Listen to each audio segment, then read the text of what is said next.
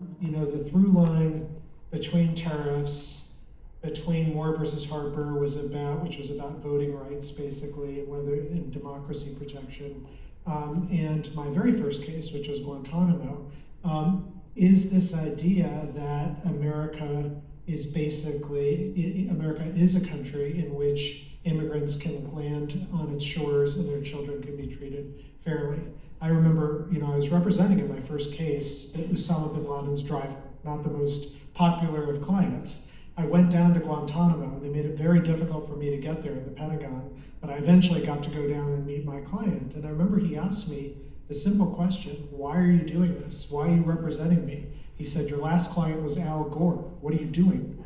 And I remember at that point I was just a full-time law professor, and I paused and I didn't have an answer for a while. And then I thought to myself in my head, this is why, Neal, you shouldn't be a practicing lawyer, because a guy asks you a question, a simple question, you don't even have an answer.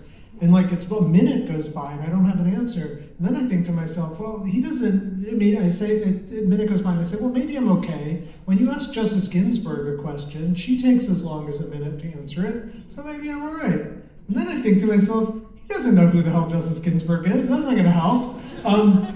But then I told him, I said, why am I doing this? I'm doing this because my parents came from a different country to America. They came not because of the quality of its soil or its sports teams, but because they knew they could land here and their children would be treated fairly.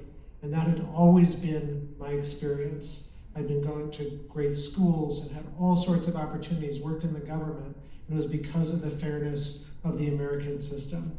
And that's what I find under attack today.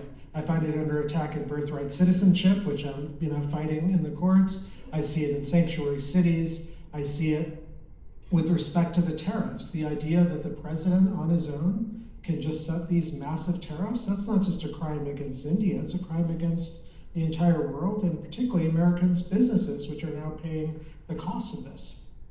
And the whole point of the tariffs litigation is to say, look, maybe you want tariffs, maybe you don't, but in the American constitutional system, it can't be done by the stroke of the president's pen alone. It requires Congress to get involved, which was exactly the argument I made in Guantanamo. I said, maybe you want to have this law-free zone, maybe you don't, but it can't be up to the president by the stroke of his pen to do it. So that's basically the through line in that. And if I'm to reflect on where this all comes from, and Mina, I think, captures it so beautifully in the book, it does come from my parents. It comes from the fact that they, believe in fairness and believe in justice. They're not lawyers. They, in fact, cried when I went to law school. But I married a doctor, so I'm okay.